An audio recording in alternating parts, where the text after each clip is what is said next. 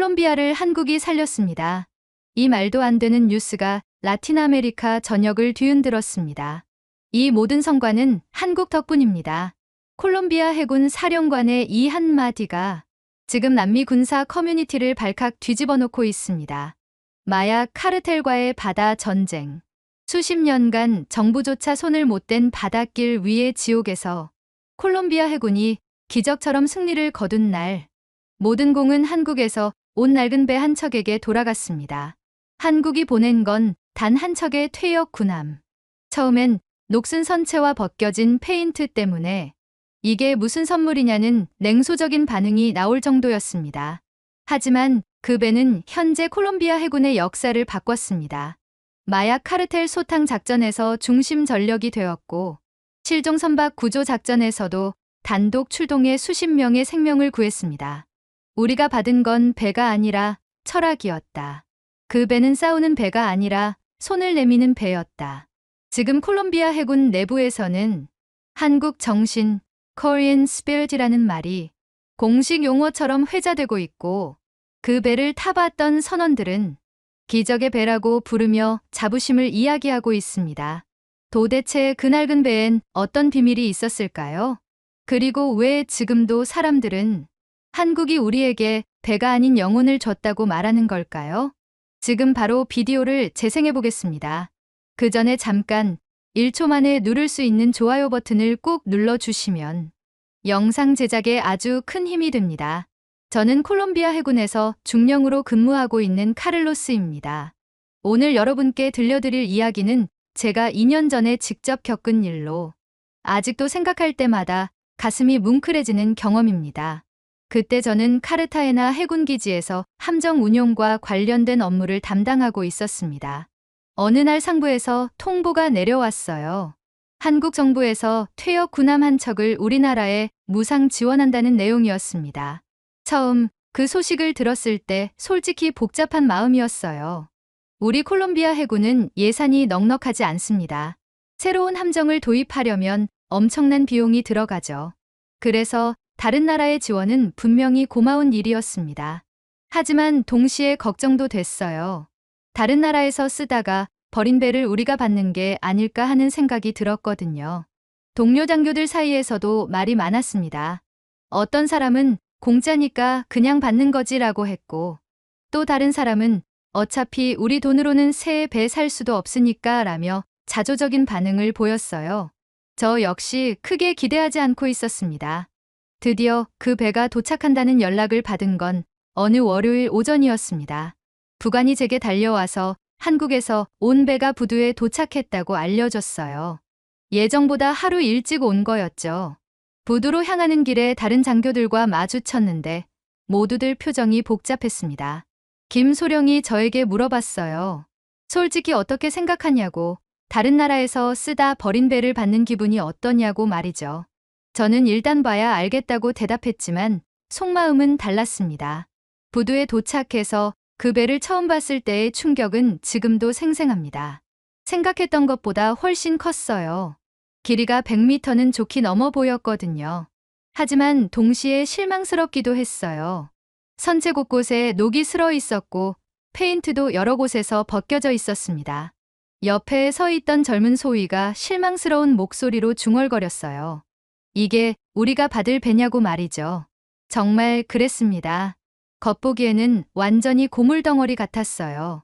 무장 시스템도 우리가 사용하던 것과는 완전히 달랐고 레이더나 통신 장비들도 낯설어 보였습니다. 과연 이걸로 뭘 할 수 있을까 하는 의문이 자꾸만 들었어요. 하지만 이상한 점이 하나 있었습니다. 분명히 낡아 보이는데 뭔가 정성스럽게 관리된 흔적들이 곳곳에 보였거든요. 갑판은 깨끗하게 청소되어 있었고 로프들도 군더더기 없이 정리되어 있었어요. 마치 누군가가 이 배를 정말 아끼고 사랑했다는 느낌이 들었습니다. 허가를 받고 배에 올라가 보기로 했습니다. 배에 오르는 순간 묘한 느낌이 들었어요. 바닥이 예상보다 훨씬 안정적이었거든요. 오래된 배라면 삐걱거리는 소리라도 날 법한데 전혀 그렇지 않았습니다. 마치 새 배처럼 견고했어요. 엔진룸으로 내려가 보니 더욱 놀랐습니다. 모든 배선이 색깔별로 깔끔하게 정리되어 있었고 각종 계기판들도 먼지 하나 없이 반짝반짝했어요. 함께 온 기술장교가 의아해했어요. 퇴역함이라면서 왜 이렇게 깨끗하냐고 말이죠. 함교에 올라가서 바라본 바다는 정말 아름다웠습니다. 창문의 각도와 높이가 절묘해서 시야가 정말 넓었어요. 마치 바다 전체를 품에 안는 것 같은 느낌이었습니다. 그때 조타실 한쪽 벽면에 작은 액자가 걸려 있는 걸 발견했어요. 안에는 한국어와 스페인어로 적힌 짧은 글이 있었습니다. 이 배가 여러분에게 도움이 되기를 바랍니다. 안전한 항해 되세요. 한국 해군. 그 글을 읽는 순간 뭔가 가슴 한구석이 따뜻해졌어요. 단순한 군사 원조가 아니라 진심 어린 배려가 느껴졌거든요. 하지만 동시에 더 큰 의문이 생겼습니다. 대체 왜 이렇게까지 신경 써서 보낸 걸까? 배에서 내려와 기지로 돌아오는 길에 동료들과 함께 점심을 먹게 되었습니다. 식당에서 오늘 본 한국 함정에 대한 이야기가 자연스럽게 나왔어요. 분위기는 생각보다 냉담했습니다. 솔직히 말해서 실망이야.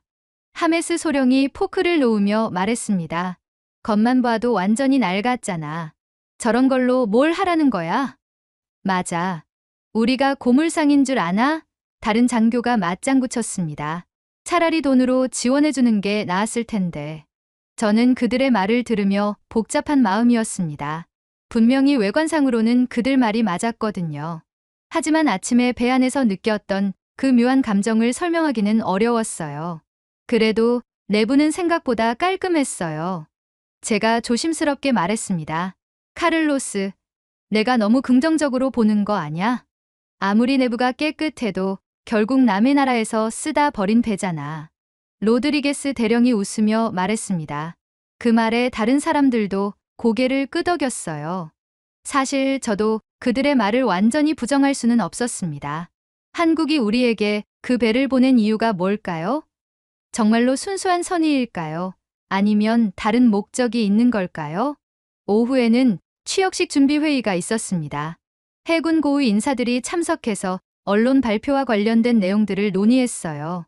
제동님은 이번 한국 함정 도입이 콜롬비아 해군력 증강에 큰 도움이 될 거라고 강조하셨지만 회의실 분위기는 그리 열정적이지 않았습니다. 언론에서는 뭐라고 발표할 예정입니까? 누군가 질문했습니다. 한국과의 군사협력 강화, 해군 전력 증대, 이런 식으로 가면 되겠지. 홍보 담당관이 대답했습니다. 하지만 모두들 속마음은 달랐어요. 회의가 끝나고 나서 복도에서 들은 대화들을 보면 알 수 있었거든요. 솔직히 창피하지 않아? 다른 나라 고물 받아서 좋다고 홍보하는 게 어쩔 수 없지. 윗선에서 결정한 일인데. 그래도 공짜니까 받는 거 아냐? 우리 예산으로 3배 살 돈도 없는데. 저녁이 되어서야 다시 그 배를 보러 갔습니다. 이번에는 혼자였어요. 부두에는 사람이 별로 없었고 배는 조용히 정박해 있었습니다. 석양을 받은 배의 모습은 아침과는 또 달랐어요. 녹슨 부분들이 오히려 세월의 무게를 느끼게 했고 벗겨진 페인트마저도 나름의 아름다움이 있어 보였습니다. 배의 주변을 한 바퀴 돌면서 자세히 살펴봤어요. 그제서야 보이는 것들이 있었습니다. 선체에 작은 흠집들이 많이 있었는데 그것들이 단순한 마모가 아니라 실제 작전에서 생긴 상처들 같아 보였어요. 이 배는 정말로 바다에서 치열하게 임무를 수행했던 배였습니다. 갑판으로 다시 올라가 보니 낮에는 못 봤던 세부 사항들이 눈에 들어왔어요. 난간의 용접 부분들이 정말 정교했고 각종 장비들의 배치도 효율적으로 되어 있었습니다. 분명히 이 배를 설계하고 건조한 사람들은 정말 실력 있는 사람들이었어요. 하지만 여전히 의문은 남아 있었습니다. 이렇게 좋은 배를 왜 우리에게 주는 걸까요? 한국은 경제적으로도 발전한 나라인데 굳이 우리 같은 작은 나라에 이런 지원을 할 이유가 있을까요? 집에 돌아가는 길에 아내에게 오늘 있었던 일을 이야기했습니다. 여보, 오늘 한국에서 온 배를 봤는데 정말 이상해. 어떻게 이상한데? 겉으로는 낡아 보이는데 뭔가 특별한 느낌이 들어. 마치 그 배에 영혼이 있는 것 같달까.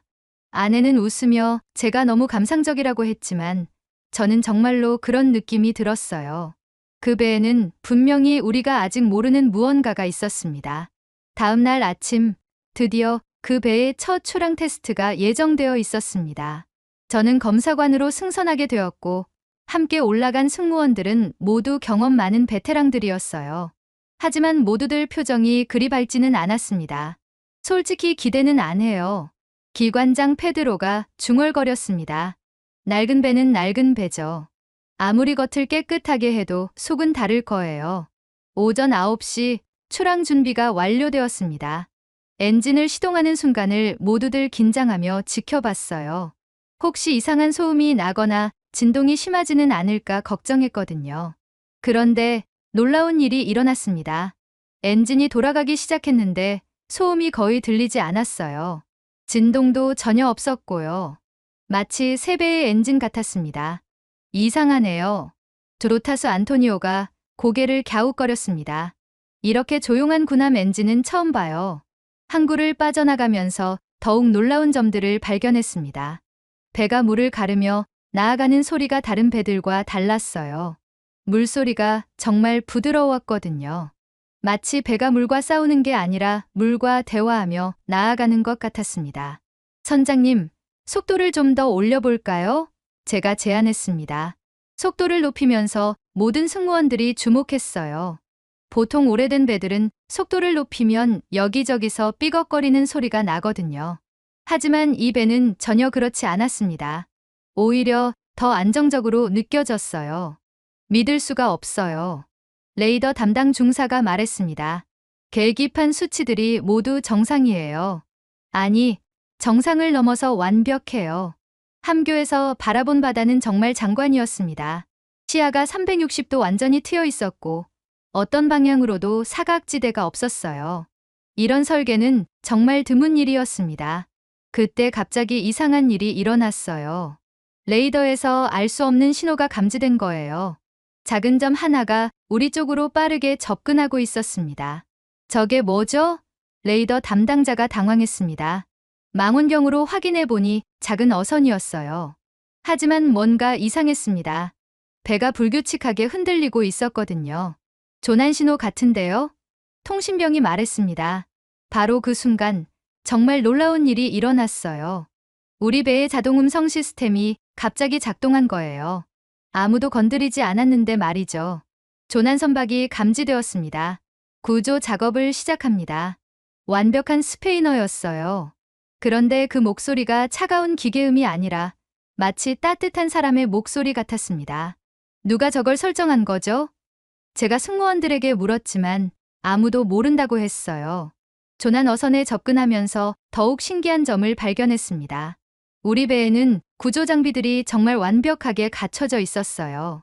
구명보트부터 시작해서 의료 장비, 구조용 로프까지 모든 것이 쉽게 접근할 수 있는 곳에 배치되어 있었습니다.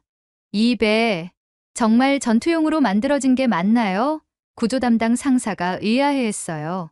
구조 장비가 전투 장비보다 더 잘 갖춰져 있는 것 같은데요. 구조 작업은 놀라울 정도로 순조롭게 진행되었습니다. 배의 안정성 때문에 구조 작업 중에도 전혀 흔들리지 않았거든요. 조난당한 어부 3명을 모두 안전하게 구조할 수 있었어요. 구조된 어부 중 한 명이 저에게 다가와서 고마움을 표했습니다. 정말 고맙습니다. 다른 배들은 모두 지나쳤는데 이 배만 우리를 구해줬어요. 그 말을 듣는 순간 가슴이 뭉클해졌어요.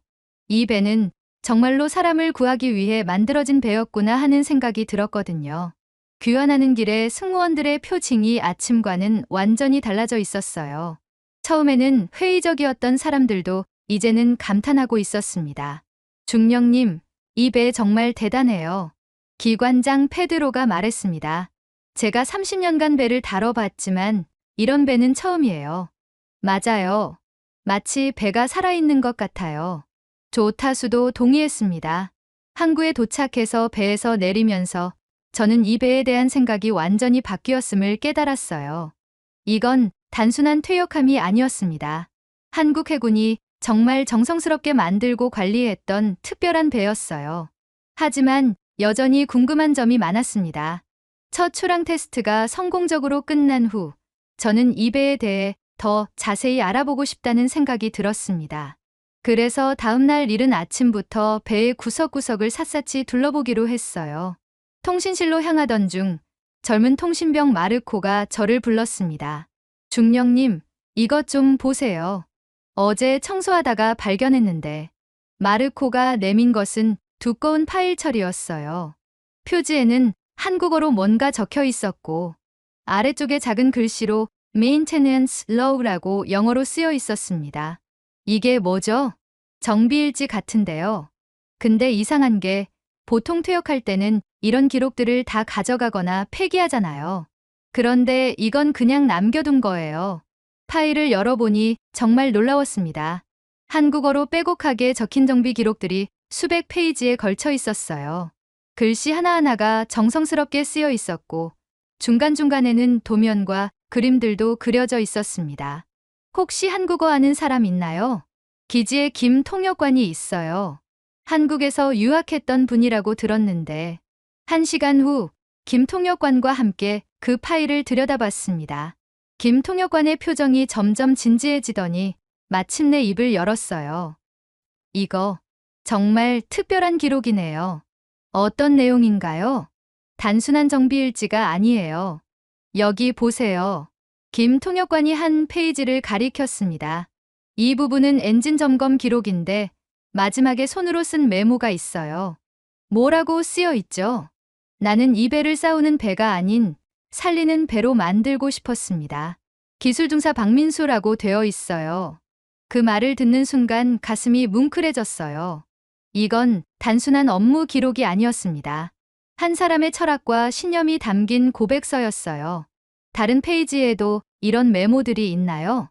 김 통역관이 계속 넘겨보더니 고개를 끄덕였습니다. 네, 여기저기 많이 있어요. 이 사람만이 아니라 다른 정비병들의 메모도 있고요. 여기 보세요. 이 배가 누군가의 생명을 구할 수 있기를 바랍니다라고 쓰여 있어요. 또 다른 메모는 뭐라고 되어 있죠? 우리가 직접 탈 수는 없지만 이 배를 받는 사람들이 안전하게 바다를 항해하기를 기도합니다. 이런 내용들이에요. 한 장 한 장 넘길 때마다 새로운 발견이 있었어요. 엔진 정비 기록 옆에는 연료 효율을 높이는 방법, 전자장비 점검 페이지에는 레이더 최적화 팁, 심지어 갑판 청소 기록에도 미끄러짐 방지를 위한 특별한 코팅법이 자세히 적혀 있었습니다. 이 사람들 정말 정성스럽게 일했네요. 맞아요. 그런데 더 놀라운 건 이 모든 기록이 퇴역 직전까지 계속되고 있다는 거예요. 보통은 퇴역이 결정되면 대충 하게 되는데 이 사람들은 마지막 순간까지 최선을 다했어요. 파일 뒷부분에는 더욱 특별한 내용이 있었습니다. 각 부서별로 작성한 인수인계서였는데 단순한 업무 인계가 아니라 진심 어린 조언과 당부가 담겨 있었어요. 엔진룸 팀장이 쓴 글인데요. 김 통역관이 번역해줬습니다. 이 배의 엔진은 조금 특별합니다. 일반적인 정비법보다는 이런 방법으로 하시면 더 좋습니다라고 하면서 상세한 설명이 나와 있어요. 통신실 팀에서는 뭐라고 했나요? 비상시에는 이 주파수를 사용하세요. 우리가 테스트해본 결과 이 지역에서 가장 안정적입니다라고 되어 있네요. 심지어 주파수 번호까지 정확히 적혀 있어요. 가장 인상 깊었던 것은 마지막 페이지였습니다. 전체 승무원들이 함께 쓴 것 같은 메시지가 있었어요. 뭐라고 쓰여 있죠? 김 통역관의 목소리가 약간 떨렸습니다. 이 배를 받으실 분들께 우리는 이 배와 함께 많은 시간을 보냈습니다. 때로는 힘들기도 했지만 항상 우리를 안전하게 지켜줬습니다. 이제 이 배가 새로운 주인을 만나 더 많은 사람들을 도울 수 있기를 바랍니다. 부디 이 배를 아껴주세요. 그리고 이 배가 여러분을 실망시키지 않을 것임을 약속합니다. 그 순간 저는 왜 한국 해군이 이 배를 우리에게 보냈는지 알 것 같았어요. 이건 단순한 군사 원조가 아니었습니다. 한 배에 대한 사랑과 정성, 그리고 새로운 주인에 대한 배려가 담긴 특별한 선물이었어요. 중령님, 이런 기록 처음 봐요. 마르코가 감탄했습니다. 우리 배들 정비일지는 그냥 숫자와 체크만 있는데 이건 완전히 달라요. 맞아요. 이 사람들은 정말로 이 배를 사랑했구나 싶어요. 파일을 덮으면서 저는 이 배를 바라보는 시각이 완전히 바뀌었음을 느꼈습니다. 이제 이 배는 그냥 금속 덩어리가 아니라 수많은 사람들의 마음이 담긴 특별한 존재였어요. 그리고 그 마음들이 지금 우리에게 전해진 거였습니다. 정비일지를 읽은 후 며칠 동안 저는 그 배를 완전히 다른 시각으로 보게 되었습니다. 이제 그냥 둘러보는 게 아니라 한국 승무원들이 남긴 흔적들을 찾아보고 싶었어요. 마치 보물찾기를 하는 기분이었습니다. 어느 날 오후 무기실을 점검하러 들어갔을 때였어요. 무기실 문 안쪽 잘 보이지 않는 곳에 작은 스티커가 붙어 있는 걸 발견했습니다. 한국어와 영어로 함께 적혀 있었어요. Safety first. 안전이 최우선. 그런데 그 아래쪽에 볼펜으로 손글씨가 더 적혀 있었습니다. 김 통역관을 불러서 읽어달라고 했어요. 무기보다 사람이 먼저입니다. 절대 서두르지 마세요라고 되어 있네요. 무기실을 더 자세히 살펴보니 곳곳에 이런 메모들이 숨어 있었어요. 탄약고 입구에는 습도 조절 필수, 여름철 특히 주의라고 적혀 있었고, 각종 계기판 옆에는 이 버튼은 비상시에만 사용이라는 주의사항들이 꼼꼼하게 표시되어 있었습니다. 정말 세심하네요. 무기 담당 중사 루이스가 감탄했습니다. 우리는 보통 매뉴얼만 읽고 끝인데 이 사람들은 실제 경험을 바탕으로 이런 팁들을 남겨뒀어요. 엔진룸으로 내려가 보니 더욱 놀라운 발견이 있었어요. 복잡한 배선들 사이사이에 작은 라벨들이 붙어 있었는데 단순히 A선, B선이라고 표시한 게 아니라 연료 공급 라인 누출 시 즉시 차단, 냉각수 순환, 온도 80도 이상 시 점검, 이런 식으로 구체적인 설명이 함께 있었어요. 이거 봐요, 중령님. 기관병 카를로스가 저를 불렀습니다. 여기 배선 연결 부분에 뭔가 적혀 있어요. 가까이 가서 보니 정말 작은 글씨로 한국어가 적혀 있었어요. 김 통역관에게 물어보니 이 연결부는 진동에 약하니 정기적으로 체크할 것이라고 되어 있다고 했습니다. 실제로 확인해 봤더니 정말 그래요. 카를로스가 말했습니다. 다른 배들에서는 여기가 자주 문제가 되는 부분인데 이 배는 특별한 고정 장치가 추가로 설치되어 있어요. 엔진룸을 한 바퀴 돌면서 더 많은 숨겨진 배려들을 발견했습니다.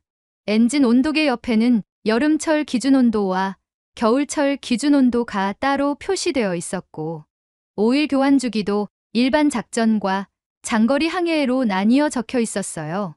이 사람들, 정말 모든 경우의 수를 다 생각해뒀네요. 제가 중얼거렸습니다. 기관장 페드로가 고개를 끄덕였어요. 맞아요. 저도 30년간 엔진을 다뤄봤지만 이렇게 세심하게 준비된 건 처음 봐요. 마치 자기 아들에게 차를 물려주면서 모든 주의사항을 적어주는 아버지 같아요. 통신실에서도 비슷한 발견들이 계속되었습니다. 각종 무전기 옆에는 이 지역 최적 주파수, 날씨, 아쿠아시 대체 채널 같은 정보들이 꼼꼼하게 적혀 있었어요. 심지어 안테나 조정법까지 그림과 함께 상세하게 설명되어 있었습니다. 중령님, 이것도 보세요. 통신병 페르난도가 레이더 화면 옆을 가리켰습니다. 여기에 작은 메모가 붙어 있어요. 김 통역관이 읽어보더니 웃음을 지었습니다. 레이더 해상도가 떨어질 때는 이 버튼을 3초간 눌러주세요. 마법처럼 깨끗해집니다라고 되어 있네요. 정말 그런지 해볼까요? 페르난도가 호기심을 보였습니다. 실제로 그 버튼을 눌러보니 정말로 레이더 화면이 더 선명해졌어요. 모든 사람이 놀라워했습니다. 이건 매뉴얼에 없는 팁이에요. 페르난도가 감탄했습니다. 아마 이 사람들이 오랫동안 사용하면서 터득한 노하우인 것 같아요. 함교에서도 새로운 발견이 있었어요. 조타실 바닥에 작은 테이프가 붙어 있었는데 처음에는 그냥 표시용인 줄 알았어요. 그런데 자세히 보니 각도와 방향이 표시되어 있었습니다. 이게 뭘까요? 조타수 안토니오가 궁금해했어요. 김 통역관이 확인해 보니 최적 조타 위치라고 적혀 있다고 했습니다. 그 위치에 서면 모든 계기판과 바다를 가장 잘 볼 수 있게 설계되어 있었어요. 정말 대단해요. 안토니오가 그 자리에 서서 말했습니다. 확실히 다른 곳에서 조타할 때보다 훨씬 편해요. 하루 종일 배를 둘러보면서 저는 깨달았습니다. 한국 승무원들은 단순히 배를 운용한 게 아니라 이 배를 완벽하게 이해하고 사랑했던 거예요. 그리고 그 모든 경험과 지혜를 우리에게 고스란히 전해준 거였습니다. 이제 알겠어요. 제가 동료들에게 말했습니다. 이 배는 그냥 퇴역함이 아니에요. 한국 해군의 20년 경험이 고스란히 담긴 교과서예요. 그날 저녁 집에 돌아가서 아내에게 이야기했어요. 여보, 오늘 정말 신기한 걸 많이 봤어. 그 배에는 보이지 않는 손길이 있어. 무슨 말이야? 한국 사람들이 우리를 위해 남겨둔 배려와 정성이 배 곳곳에 숨어 있어. 마치 좋은 선배가 후배에게 모든 노하우를 전수해주는 것 같아. 이제 저는 확신했습니다. 이 배는 우리에게 온 최고의 선물이었어요. 한국 승무원들이 남긴 흔적들을 발견한 지 일주일 후, 정말 예상치 못한 일이 일어났습니다. 그날은 정기점검을 위해 여러 부서 담당자들과 함께 배에 올라간 날이었어요. 전기 시스템 점검을 담당한 기술병 마누엘이 배 전반 작업을 하고 있었습니다. 복잡한 전압 조절기를 점검하던 중이었는데 갑자기 작은 실수가 일어났어요. 아, 죄송합니다. 마누엘이 당황하며 외쳤습니다. 잘못 만진 스위치 때문에 갑자기 경보음이 울리기 시작한 거예요. 삐 하는 날카로운 소리가 배 전체에 울려 퍼졌습니다. 모든 사람들이 깜짝 놀라서 멈춰 섰어요. 무슨 경보죠? 제가 급히 물었습니다. 화재 경보 같은데요. 그런데 실제로 화재는 없어요. 제가 실수로 센서를 건드린 것 같아요. 마누엘이 급히 원래대로 되돌리려고 했지만 한 번 울린 경보는 쉽게 꺼지지 않았어요. 모든 승무원들이 비상 절차에 따라 움직이기 시작했습니다. 그런데 바로 그 순간 정말 놀라운 일이 일어났어요. 갑자기 배의 자동 음성 시스템이 작동하기 시작한 거예요. 아무도 건드리지 않았는데 말이죠. 비상 상황이 감지되었습니다. 처음에는 한국어로 나왔다가 곧바로 완벽한 스페인어로 이어졌어요. 하지만 걱정하지 마세요. 이 배는 지금 당신을 구조하러 가는 중입니다. 괜찮습니다. 모든 사람들이 얼어붙었어요. 그 목소리는 차가운 기계음이 아니었습니다. 마치 따뜻하고 든든한 사람이 옆에서 위로해주는 것 같은 느낌이었어요. 누가 저런 메시지를 설정한 거죠? 제가 승무원들에게 물었지만 아무도 대답하지 못했어요. 저도 처음 들어봐요. 통신병 페르난도가 당황했습니다. 매뉴얼 어디에도 그런 기능은 없었는데 경보음은 계속 울리고 있었지만 그 음성 메시지 때문에 이상하게 분위기가 차분해졌어요. 마치 정말로 누군가 우리를 지켜보고 있다는 느낌이 들었거든요. 마누엘이 드디어 올바른 절차를 찾아서 경보를 해제했습니다.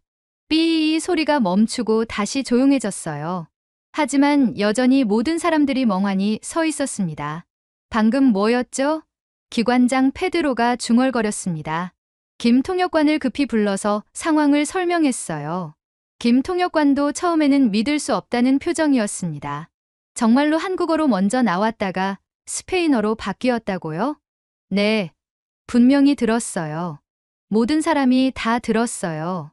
김 통역관이 통신실로 가서 시스템을 확인해 봤지만 그런 프로그램은 어디에도 없었어요. 매뉴얼에도 그런 기능은 전혀 언급되어 있지 않았습니다. 이상해요. 분명히 누군가 미리 설정해 둔 건데 기록이 전혀 없어요. 그럼 한국에서 비밀리에 설치해 둔 건가요? 아니면 정말 특별한 상황에서만 작동하는 숨겨진 기능일 수도 있고요. 그날 오후 저는 혼자서 다시 그 배에 올라갔습니다. 조용한 배 안을 걸어 다니면서 오늘 일어난 일을 곰곰 생각해 봤어요. 함교에 앉아서 바다를 바라보는데 문득 이상한 생각이 들었습니다. 혹시 이 배에는 우리가 모르는 더 많은 비밀들이 숨어 있는 건 아닐까요? 이 배는 지금 당신을 구조하러 가는 중입니다. 그 말이 계속 머릿속에 맴돌았어요. 단순한 오류 메시지가 아니었습니다. 마치 이 배의 정체성을 보여주는 메시지 같았어요. 갑자기 깨달았습니다. 한국 승무원들이 이 배를 어떻게 생각했는지 말이에요. 이 배는 그들에게 단순한 전쟁 도구가 아니었어요. 바다에서 누군가를 구하고 지키고 도와주는 생명의 배였던 거예요. 그래서 그들이 마지막까지 이 배를 완벽하게 관리했던 거고 우리에게 보낼 때도 모든 정성을 다한 거였어요. 이 배가 우리에게 와서도 같은 역할을 해주기를 바랐던 거죠. 조타실에서 일몰을 바라보면서 저는 이 배와 처음으로 진정한 교감을 느꼈습니다. 이제 이 배는 그냥 금속 덩어리가 아니었어요. 한국 해군의 마음과 우리의 마음이 만나는 특별한 공간이었습니다. 고마워요. 제가 배를 향해 작은 목소리로 말했습니다. 우리를 받아줘서. 바람이 살짝 불어와서 배가 조금 흔들렸어요. 마치 배가 대답하는 것 같았습니다. 그날 밤 집에 돌아가서 아내에게 이야기했어요. 여보, 오늘 정말 신기한 일이 있었어. 또 그 배 이야기야? 이 배에는 정말로 영혼이 있는 것 같아. 우리를 지켜주려고 하는 마음이 있어. 아내는 웃었지만 저는 정말로 그렇게 믿었어요. 이 배는 단순한 기계가 아니라 마음을 가진 특별한 존재였습니다. 그 신비로운 음성 메시지 사건이 있은 지 한 달 후, 드디어 우리 배가 실전에 투입될 기회가 왔습니다. 카리브해 연안에서 마약 밀수선들의 활동이 증가하고 있다는 정보가 들어왔거든요. 상부에서는 우리 배를 포함한 합동 작전을 지시했어요. 작전 브리핑에서 작전 참모가 설명했습니다. 최근 베네수엘라 연안에서 고속 밀수선 한 척이 우리 영해로 침입하고 있습니다. 다른 함정들과 협력해서 차단 작전을 수행하십시오. 저는 함장으로서 이번이 한국 함정의 첫 실전 투입이라는 점에서 긴장되었어요. 지금까지는 훈련과 구조 작업만 했지 실제 추적 작전은 처음이었거든요. 중령님, 솔직히 걱정되네요. 부함장 로드리게스 소령이 말했습니다. 아무리 좋다고 해도 결국 남의 나라에서 쓰던 배잖아요. 실전에서는 어떨지 모르겠어요. 사실 저도 같은 걱정을 하고 있었어요. 지금까지 경험한 것들이 아무리 인상적이었어도 진짜 중요한 순간에 이 배가 제대로 작동할지는 미지수였거든요. 출항 준비를 하면서 승무원들의 표정도 평소와 달랐어요. 긴장감이 역력했어요.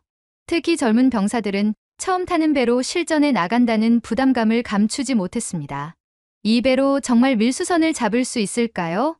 레이더 담당 상병이 불안해했어요. 걱정 마. 지금까지 잘해왔잖아. 제가 위로했지만 속으로는 저도 확신이 서지 않았어요. 작전 해역에 도착해서 다른 함정들과 합류했습니다. 총 4척의 함정이 참여하는 작전이었는데 우리가 가장 오래된 배였어요. 다른 배들은 모두 최신 장비를 갖춘 신형 함정들이었습니다. 이거 창피하지 않아? 통신병 페르난도가 작은 목소리로 중얼거렸어요. 다른 배들 보니까 우리가 완전 고물 같아 보여. 실제로 다른 함정들과 나란히 서 있으니 우리 배의 낡은 모습이 더욱 두드러져 보였어요. 페인트가 벗겨진 부분들, 녹슨 난간들이 유독 눈에 띄었습니다. 작전이 시작되고 2시간 정도 지났을 때 드디어 목표물이 레이더에 포착되었습니다. 고속으로 이동하는 작은 선박이었어요. 목표 발견, 방위 03형도, 거리 15L이 레이더 담당자가 보고했습니다. 좋아, 추적 시작한다. 제가 명령했어요. 그런데 바로 그 순간 우리 배에 문제가 발생했습니다. 통신 장비가 갑자기 먹통이 된 거예요. 다른 함정들과의 연락이 완전히 끊어졌습니다. 통신 장애입니다. 통신병이 당황하며 외쳤어요. 무전기가 전혀 작동하지 않아요. 순간 함교 안이 아수라장이 되었습니다. 합동작전에서 통신이 끊어진다는 것은 치명적인 문제였거든요. 왜 이런 일이? 부함장이 화를 냈어요. 역시 낡은 배는 낡은 배야. 저도 당황스러웠지만 일단 침착하게 상황을 파악해야 했어요. 기술병들이 급히 통신 장비를 점검했지만 원인을 찾을 수 없었습니다. 중령님, 다른 배들이 우리를 부르고 있는 것 같은데 응답할 수가 없어요. 부함장이 답답해했어요. 바로 그때 지휘본부에서 질책하는 무전이 들어왔어요. 다행히 수신은 되었거든요. 코랄함, 왜 응답하지 않는가? 즉시 응답하라. 하지만 우리는 송신이 불가능한 상태였어요. 정말 난처한 상황이었습니다. 이런 젠장, 한 승무원이 욕설을 내뱉었어요. 역시 퇴역선은 퇴역선이야. 중요한 순간에 이런 식으로 분위기가 급격히 나빠졌어요. 지금까지 쌓아온 이 배에 대한 신뢰가 한순간에 무너지는 것 같았습니다. 중령님, 작전을 포기하고 귀향해야 할까요? 부함장이 물었어요. 저는 고민에 빠졌습니다. 계속 작전을 수행하자니 다른 함정들과 협조가 불가능했고, 포기하자니 체면이 말이 아니었어요. 잠깐만요. 제가 말했습니다. 일단 목표물 추적은 계속하면서 통신 복구를 시도해 봅시다. 하지만 속으로는 이미 포기하고 있었어요. 역시 너무 기대했나 하는 생각이 들었거든요. 아무리 한국 승무원들이 정성스럽게 관리했다고 해도 결국 오래된 배는 오래된 배였어요. 통신병들이 계속 장비를 만져봤지만 상황은 나아지지 않았습니다. 오히려 더 악화되는 것 같았어요. 포기해야겠어요. 제가 중얼거렸습니다. 바로 그때였어요. 갑자기 레이더에 작은 신호가 하나 더 나타났습니다. 밀수선과는 다른 방향에서 오는 신호였어요. 저건 뭐죠? 레이더 담당자가 의아해했어요. 망원경으로 확인해 보니 작은 어선이었어요. 그런데 뭔가 이상했습니다. 배가 불규칙하게 움직이고 있었거든요. 조난선 같은데요?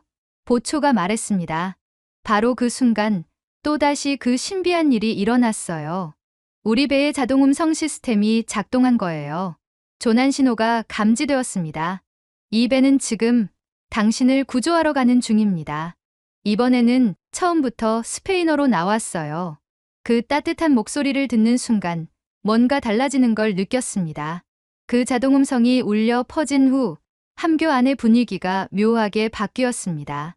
통신장애로 인한 좌절감이 순간적으로 사라지고 모든 승무원들이 조난선에 집중하기 시작했어요.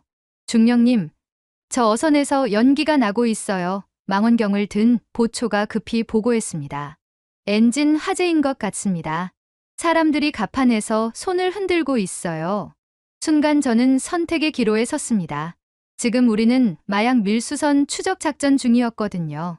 조난선을 구조하면 밀수선을 놓칠 수밖에 없었어요. 게다가 통신장애로 인해 지휘본부의 상황을 보고할 수도 없었고요. 중령님, 어떻게 하시겠습니까? 부함장 로드리게스 소령이 물었어요. 다른 승무원들도 모두 저를 바라봤습니다. 밀수선과 조난선, 둘 다 중요한 상황이었어요. 작전을 포기하고 구조에 나서야 할까요? 항해사가 조심스럽게 물었습니다. 그때 갑자기 조타수 안토니오가 입을 열었어요. 중령님, 그 음성 메시지 기억나세요? 이 배는 지금 당신을 구조하러 가는 중입니다라고 했잖아요. 그게 무슨 상관이야? 부함장이 짜증스럽게 반응했어요. 지금 우리는 작전 중이라고. 하지만 안토니오는 계속 말했어요. 아니요. 저는 그 말이 이 배의 정체성을 보여주는 거라고 생각해요. 한국 사람들이 이 배를 어떻게 생각했는지 말이에요. 저는 안토니오의 말에 깊이 생각해 봤어요. 지난 몇 달 동안 발견한 한국 승무원들의 메모들이 떠올랐습니다. 무기보다 사람이 먼저 살리는 배로 만들고 싶었습니다. 조난선 구조를 우선으로 한다. 제가 결정했습니다. 하지만 중령님, 작전은 어떻게? 부함장이 걱정했어요. 사람의 생명이 더 중요해요. 한국 사람들이 이 배를 우리에게 준 이유도 그런 게 아닐까요? 즉시 조난선을 향해 항로를 변경했습니다. 다행히 우리 배의 속도가 빨라서 금세 현장에 도착할 수 있었어요. 가까이 가보니 정말 심각한 상황이었습니다. 어선의 엔진룸에서 화재가 발생했고 3명의 어부가 갑판에서 구조를 기다리고 있었어요. 구조 준비, 제가 명령했어요. 그런데 놀라운 일이 또 일어났습니다.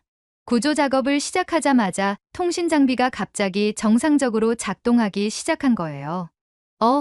무전기가 다시 살아났어요. 통신병 페르난도가 놀라며 외쳤습니다. 정말요? 제가 믿을 수 없다는 표정으로 물었어요. 네. 지금 다른 함정들과 통신이 가능해요. 즉시 지휘본부의 상황을 보고했습니다.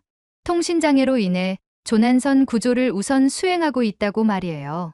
놀랍게도 지휘본부의 반응은 우려했던 것과 달랐어요. 잘했다, 코랄함. 인명구조가 최우선이다. 밀수선은 다른 함정들이 계속 추적 중이니 구조 작업에 집중하라. 구조 작업은 정말 순조롭게 진행되었습니다. 우리 배의 안정성 덕분에 구조용 보트 진수도 쉬웠고 구조 장비들도 완벽하게 작동했어요. 이 배 정말 구조 작업에 최적화되어 있네요. 구조대장이 감탄했습니다. 3명의 어부를 모두 안전하게 구조한 후 부상자를 위한 응급처치도 실시했어요. 배에 비치된 의료 장비들이 정말 훌륭했습니다. 정말 고맙습니다. 구조된 어부 중 한 명이 제게 다가와서 말했어요. 다른 배들은 모두 지나쳤는데 이 배만 우리를 구해줬어요. 우리는 우연히 지나가다가 아니에요. 어부가 제 말을 끊었어요. 우연이 아니에요. 이 배는 정말로 우리를 구하러 온 거예요. 저희가 무전으로 도움을 요청했을 때 가장 먼저 대답해준 게 이 배였거든요. 무전으로 대답했다고요? 저는 의아했어요. 우리는 통신장애 때문에 송신이 불가능했었는데. 네, 분명히 이 배에서 곧 도착하겠습니다라고 답변해줬어요. 통신병 페르난도와 눈을 마주쳤어요. 둘 다 당황스러웠습니다. 우리는 분명히 송신할 수 없는 상태였거든요. 혹시 자동 응답 시스템이 있나요? 제가 페르난도에게 물었어요. 아니요. 그런 기능은 없어요. 매뉴얼에도 없고 또 다른 미스터리였어요. 하지만 이상하게 놀랍지 않았습니다. 이제 이 배에는 우리가 모르는 특별한 무언가가 있다는 걸 받아들이게 되었거든요. 구조 작업을 마치고 기지로 돌아가는 길에 무전으로 다른 소식이 들려왔어요. 다른 함정들이 협력해서 밀수선을 성공적으로 납포했다는 내용이었습니다. 결과적으로 모든 게 잘 됐네요. 부함장이 안도의 표정을 지었어요. 맞아요. 우리가 조난선을 구조하는 동안 다른 배들이 밀수선을 잡았으니까. 하지만 저는 이게 단순한 우연이 아니라는 걸 알고 있었어요. 이 배는 정말로 구조를 위해 만들어진 배였고 오늘 그 본연의 역할을 해낸 거였습니다. 그날 저녁 승무원들과 함께 식사를 하면서 분위기가 완전히 달라진 걸 느꼈어요. 아침에 있었던 회의적인 분위기는 사라지고 모든 사람이 이 배에 대해 자부심을 갖기 시작했어요. 오늘 정말 대단했어요. 레이더 담당자가 말했습니다. 통신장애도 결국은 우리를 조난선으로 이끈 것 같아요. 맞아요. 마치 이 배가 스스로 판단해서 움직이는 것 같았어요. 조타수도 동의했습니다.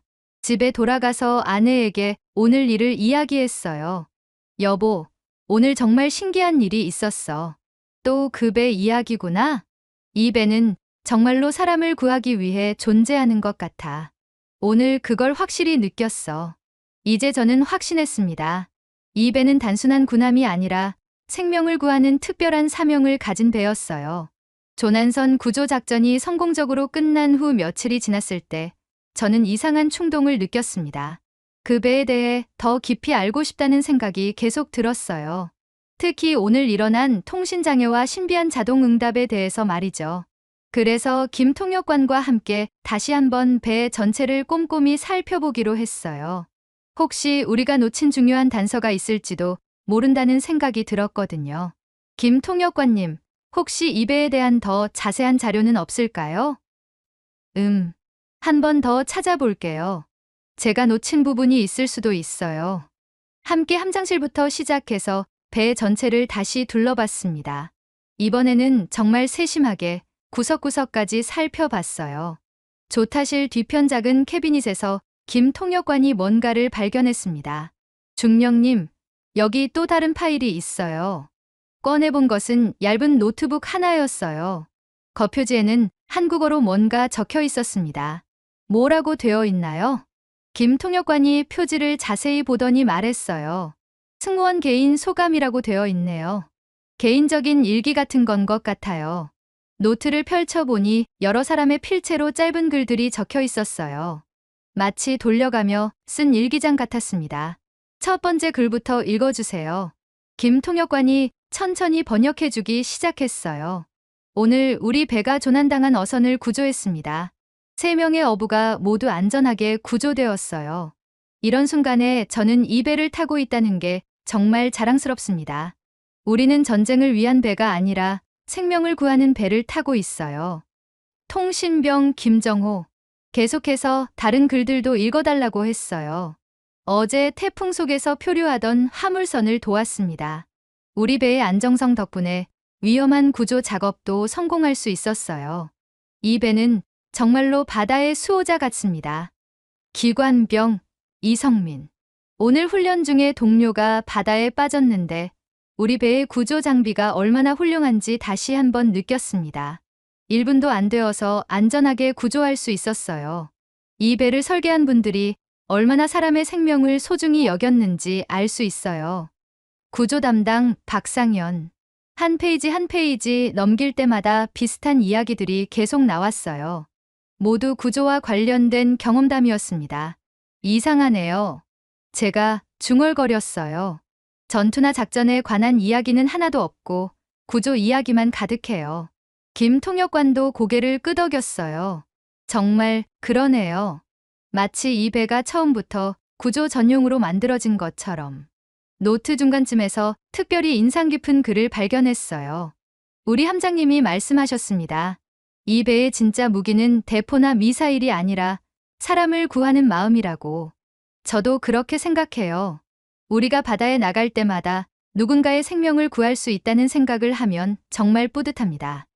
항해사 조민철. 그리고 여기 봐요. 김 통역관이 다른 페이지를 가리켰어요. 이 배를 받을 새로운 주인들에게 라는 제목의 글이 있어요. 읽어보세요. 우리는 곧 이 배와 작별해야 합니다. 하지만 슬프지 않아요. 이 배가 새로운 곳에서 더 많은 사람들을 도울 수 있을 테니까요. 부디 이 배의 진짜 가치를 알아봐 주세요. 이 배는 파괴하는 배가 아니라 구원하는 배입니다. 그리고 언제나 여러분을 지켜줄 거예요. 승무원 일동. 그 글을 읽는 순간 제 눈이 촉촉해졌어요.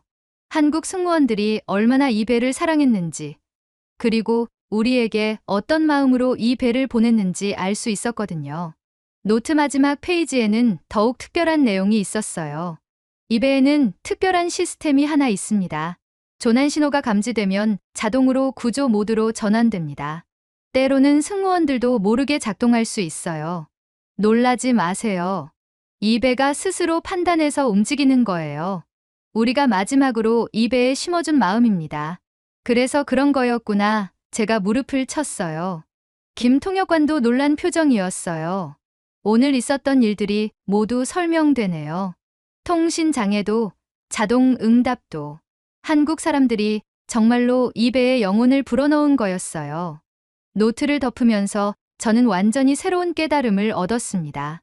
이 배는 단순히 한국에서 우리에게 준 퇴역함이 아니었어요.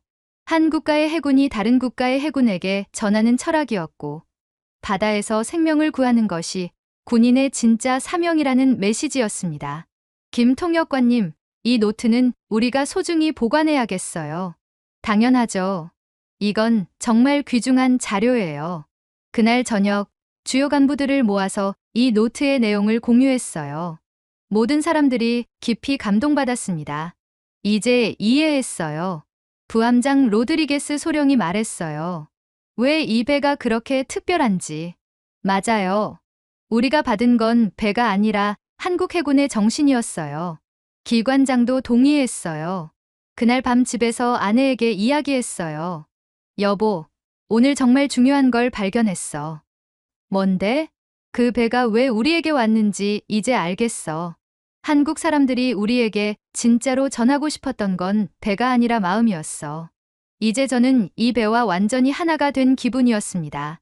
우리는 더 이상 낡은 퇴역함을 타고 있는 게 아니라 생명을 구하는 숭고한 사명을 가진 특별한 배를 맡고 있었어요. 한국 승무원들의 노트를 발견한 지 일주일 후 해군본부에서 공식적인 회의가 소집되었습니다. 이 배를 콜롬비아 해군의 정식 함정으로 등록하기 위한 절차를 논의하는 자리였어요. 회의실에는 제동님을 비롯해서 여러 고위 인사들이 참석했습니다. 저도 이 배의 담당 함장으로서 참석하게 되었어요. 자, 그럼 한국에서 받은 함정의 명명에 대해 논의해 보겠습니다. 제동님이 회의를 시작했어요. 작전참모가 자료를 읽기 시작했습니다. 현재 후보로 오른 이름들은 콜롬비아호, 카르타헤나호, 볼리바르호 등입니다. 모두 우리나라의 전통적인 함정 명명 규칙에 따른 것들입니다. 다른 참석자들이 하나씩 의견을 내기 시작했어요. 개인적으로는 콜롬비아호가 적당할 것 같습니다. 국가를 대표하는 이름이니까요. 볼리바르호도 좋을 것 같은데요. 우리의 영웅을 기리는 의미에서 모든 사람들이 전통적인 명명법에 따라 의견을 제시했어요. 하지만 저는 뭔가 다른 생각이 들었습니다. 제동님, 죄송하지만 제가 한 말씀 드려도 될까요? 물론이지. 카를로스 중령. 그 배를 가장 잘 아는 사람이 자네니까.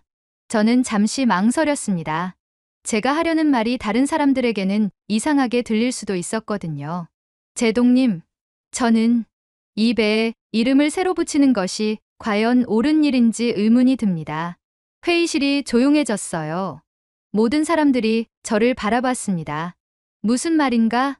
제동님이 의아해 하셨어요. 지난 몇 달 동안 이 배와 함께 하면서 깨달은 게 있습니다. 우리가 받은 건 단순한 배가 아니라 한국 해군의 마음이라는 것을요. 작전 참모가 끼어들었어요. 하지만 중령, 우리 해군의 함정이 되려면 당연히 우리식의 이름을 가져야 하는 거 아닌가? 물론 그렇습니다. 하지만 이 경우는 좀 다른 것 같아요. 제가 지난 몇 달간 경험한 일들을 차근차근 설명하기 시작했어요. 한국 승무원들이 남긴 정비일지, 곳곳에 숨겨진 배려의 흔적들, 그리고 신비로운 자동 음성 시스템까지. 이 배에는 한국 사람들의 20년간의 경험과 사랑이 고스란히 담겨 있습니다. 그리고 그들이 우리에게 전하고 싶었던 메시지는 단순히 군함을 주는 게 아니라 생명을 구하는 철학을 나누는 것이었어요. 제동님이 관심 있는 표정으로 들으셨어요. 계속 말해보게. 이 배에 새로운 이름을 붙이는 것은 마치 그 소중한 메시지를 덮어버리는 일 같습니다. 물론 공식적으로는 우리 해군의 함정이 되어야 하지만 그 본질까지 바꿀 필요는 없다고 생각해요. 한 참모가 반박했어요. 하지만 중령, 감정적으로 접근할 문제는 아니지 않나? 감정적인 게 아닙니다. 제가 단호하게 말했어요. 이건 실용적인 문제예요. 이 배는 한국식으로 운용될 때 가장 효율적으로 작동합니다. 한국 승무원들이 남긴 매뉴얼과 노하우들을 따를 때 말이에요. 제동님이 깊이 생각하시는 표정이었어요. 그럼 자네 생각에는 어떻게 하는 게 좋겠나? 공식 명칭은 우리 규정에 따라 정하되 이 배만의 특별한 별칭을 인정해 주시면 어떨까요? 승무원들 사이에서 자연스럽게 불리는 이름으로 말이에요. 어떤 별칭 말인가? 저는 지난 며칠간 승무원들 사이에서 자연스럽게 생겨난 별칭을 말씀드렸어요. 조용한 배라고 부르는 사람들이 있어요. 항상 조용히 나타나서 사람들을 구해주니까요. 또 어떤 사람들은 마음을 싣는 배라고도 해요. 회의실이 다시 조용해졌습니다. 모든 사람들이 제 말을 곰곰 생각해보는 것 같았어요. 제동님이 입을 여셨어요. 흥미로운 관점이군. 다른 분들 의견은 어떤가? 부제독이 말씀하셨어요. 솔직히 처음에는 이해가 안 됐는데 중령의 설명을 들어보니 일리가 있는 것 같습니다. 이런 특별한 경우에는 기존 관례와 다르게 접근해 볼 수도 있겠어요. 작전 참모도 고개를 끄덕였어요.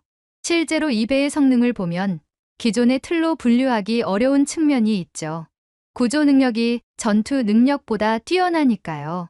토론이 1시간 정도 계속되었어요.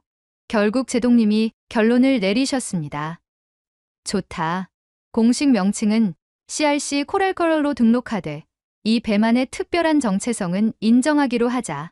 그리고 승무원들이 부르는 별칭들도 공식적으로 용인하겠다. 저는 안도의 한숨을 쉬었어요. 이제 이 배는 형식적으로만 우리 배가 되는 게 아니라 진정으로 우리의 일부가 될 수 있을 것 같았거든요. 회의가 끝나고 나서 제동님이 저를 따로 불러 세우셨어요. 카를로스, 자네가 그 배를 정말 특별하게 생각한다는 걸 알겠다. 네, 제동님. 이 배는 정말로 특별합니다. 자네 덕분에 우리 해군도 새로운 관점을 갖게 된 것 같다. 함정은 단순한 무기가 아니라 사람의 마음이 담긴 존재라는 것을. 그날 저녁 승무원들에게 회의 결과를 알려줬어요. 모든 사람들이 기뻐했습니다. 다행이에요, 중령님. 조타수 안토니오가 말했어요. 이 배에 어울리지 않는 이름이 붙을까봐 걱정했거든요. 맞아요.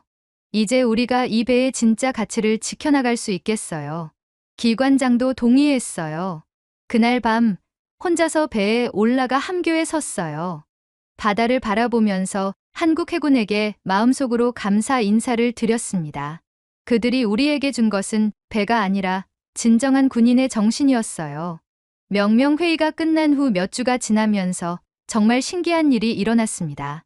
공식적으로는 CRC 코랄이라는 이름을 받았지만 실제로는 아무도 그 이름을 쓰지 않았어요. 대신 승무원들 사이에서 자연스럽게 생겨난 별칭들이 퍼져나가기 시작했습니다. 처음에는 우리 승무원들만 조용한 배, 마음을 싣는 배라고 불렀는데 점차 다른 함정의 승무원들도 그렇게 부르기 시작했어요. 심지어 기지 전체에서도 그런 별칭들이 통용되었습니다. 야, 조용한 배 승무원들 정말 부럽다. 다른 함정 승무원이 말하는 걸 들었어요. 맞아. 그 배는 뭔가 특별한 게 있어. 마치 살아있는 것 같다고. 이런 소문들이 퍼지면서 우리 배에 대한 전설 같은 이야기들이 만들어지기 시작했어요. 특히 신병들 사이에서는 정말 흥미로운 이야기들이 돌았습니다. 어느 날 새로 배치된 신병 하나가 저에게 다가와서 물어봤어요. 중령님, 정말로 그 배에는 한국인의 영혼이 살고 있나요? 왜 그런 걸 물어보나? 선배들이 그러는데 그 배는 스스로 판단해서 움직인다고요. 위험한 상황에서는 승무원들을 보호해주고 조난자가 있으면 저절로 찾아간다고. 저는 웃을 수밖에 없었어요. 사실 그런 말들이 완전히 틀린 건 아니었거든요. 지난 몇 달간의 경험을 생각해보면 정말로 그런 면이 있었으니까요. 신병, 중요한 건 그런 전설이 아니야. 이 배가 특별한 이유는 그걸 만들고 관리한 사람들의 마음 때문이야. 어떤 마음이요? 사람을 구하고 싶다는 마음, 동료를 지키고 싶다는 마음, 그리고 바다에서 안전하게 항해하고 싶다는 마음이지. 신병은 고개를 끄덕이며 진지하게 들었어요. 그럼 우리도 그런 마음을 가져야 하는 거네요? 그렇지. 이 배는 그런 마음을 가진 사람들에게만 진짜 모습을 보여준다고 생각해. 시간이 지나면서 이런 이야기들은 더욱 풍성해졌어요. 하지만 중요한 건 그 모든 이야기들이 한 가지 공통점을 가지고 있다는 것이었습니다. 바로 이 배는 사람을 구하는 배라는 점이었어요. 다른 기지에서 온 방문자들도 우리 배에 대해 궁금해했어요. 정말로 그 배가 그렇게 특별한가요? 부산 해군기지에서 온 장교가 물어봤어요. 한번 직접 타보시겠어요? 제가 제안했어요. 그 장교를 배에 안내해서 한 바퀴 둘러보게 했어요. 처음에는 회의적인 표정이었는데 점차 놀라는 표정으로 바뀌었습니다. 정말 신기하네요. 이 배에는 뭔가 다른 기운이 있어요. 어떤 기운이요? 평화로운 기운이랄까요? 다른 군함들은 뭔가 긴장감이 돌잖아요. 그런데 이 배는 편안해요. 마치 집 같은 느낌이에요. 그 말을 들으면서 저도 고개를 끄덕였어요. 정말로 그랬거든요. 이 배에 있으면 마음이 평온해졌어요. 몇 달 후에는 정말 재미있는 일이 일어났어요. 해군사관학교에서 견학을 왔는데 생도들이 우리 배를 보고 싶다고 했거든요. 왜 하필 이 배를 보고 싶어 하나? 제가 인솔 교관에게 물어봤어요. 생도들 사이에서 소문이 났어요. 한국에서 온 특별한 배가 있다고. 그 배에서는 진짜 해군 정신을 배울 수 있다고 하더라고요. 생도들을 배에 태워서 설명해 줬어요. 한국 승무원들이 남긴 메모들, 정성스러운 정비 기록들, 그리고 구조의 최적화된 설계에 대해서 말이죠. 선배님, 이 배의 가장 중요한 무기가 뭐예요? 한 생도가 물어봤어요. 대포도 미사일도 아니야. 바로 사람을 살리려는 마음이지. 그 말을 들은 생도들의 표정이 진지해졌어요. 한국 해군이 이 배를 우리에게 준 이유도 그거야. 함정의 진짜 목적이 뭔지 알려주고 싶었던 거지. 견학이 끝나고 생도들이 돌아간 후 교관이 저에게 감사 인사를 했어요. 정말 좋은 교육이었습니다. 생도들이 많이 배웠을 거예요. 저희도 배우는 게 많아요. 이 배 덕분에 해군의 진짜 의미를 다시 생각하게 되었거든요. 그날 저녁 승무원들과 함께 이야기를 나눴어요. 요즘 우리 배가 정말 유명해졌네요. 통신병 페르난도가 웃으며 말했어요. 맞아요.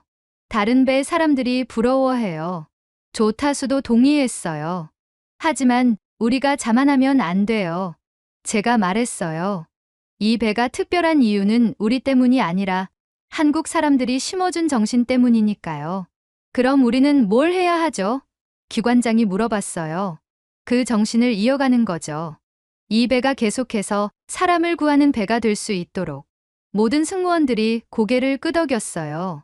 우리는 이제 단순히 이 배를 운용하는 사람들이 아니라 한국 해군의 정신을 이어받은 계승자들이었습니다. 그날 밤 혼자 갑판에 서서 별을 보면서 생각했어요. 이 배는 이제 더 이상 한국의 배도 콜롬비아의 배도 아니었어요. 바다에서 생명을 구하려는 모든 사람들의 배였습니다. 그로부터 6개월이 더 지난 어느 날, 정말 뜻밖의 편지 하나가 저에게 도착했습니다. 발신자를 보니 몇 달 전 우리가 구조했던 어부의 아들이었어요.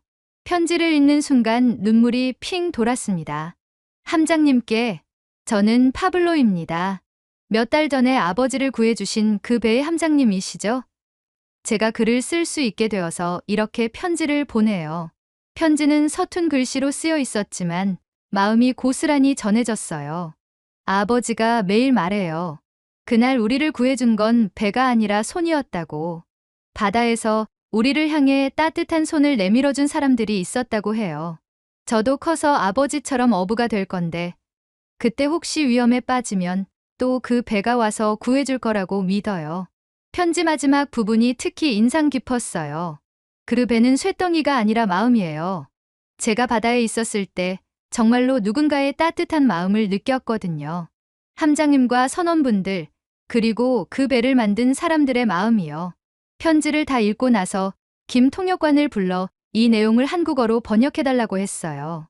혹시 한국의 원래 승무원들에게 전할 수 있을까 해서였습니다.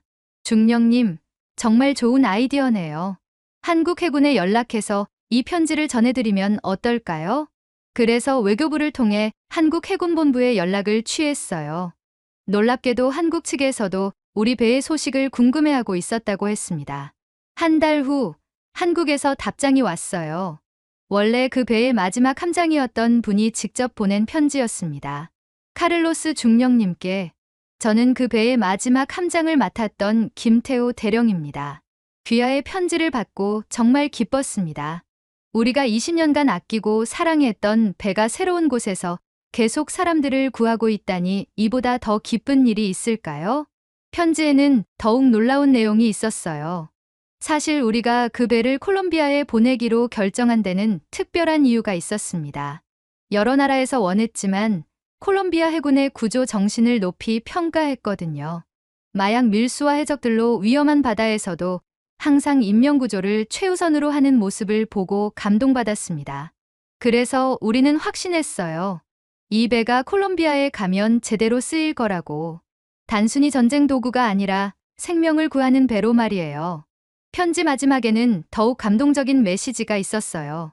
우리 승무원들이 그 배에 남긴 모든 메모와 시스템들을 잘 활용해 주셔서 고맙습니다.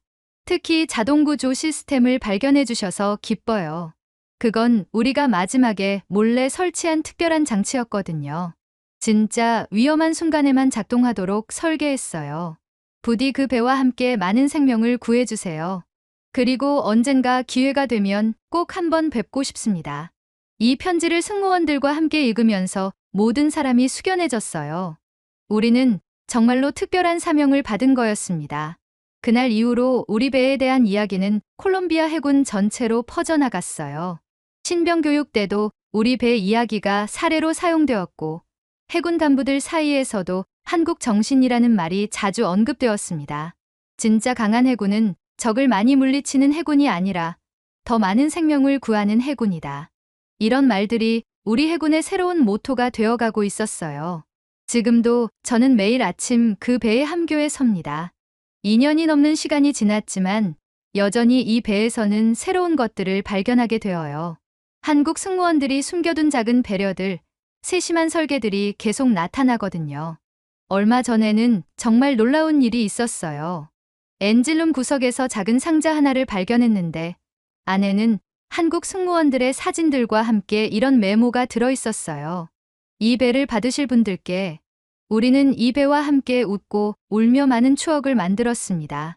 이제 여러분이 이 배와 새로운 추억을 만들어주세요. 그리고 기억해 주세요. 이 배의 진짜 힘은 엔진이나 무기가 아니라 탄 사람들의 마음이라는 것을. 그 메모를 읽으면서 저는 다시 한번 깨달았어요. 우리가 받은 건 단순한 배가 아니었습니다. 한 국가의 해군이 다른 국가의 해군에게 전하는 가장 소중한 선물이었어요. 바다에서 생명을 구하는 것이 군인의 가장 숭고한 임무라는 메시지였습니다. 오늘도 저는 이 배와 함께 바다로 나갑니다. 언제 어디서 우리를 필요로 하는 사람이 있을지 모르니까요. 그리고 매번 출항할 때마다 마음속으로 다짐해요.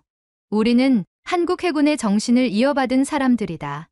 이 바다에서 만나는 모든 생명을 소중히 여기고 도움이 필요한 사람이 있으면 언제든 달려가자.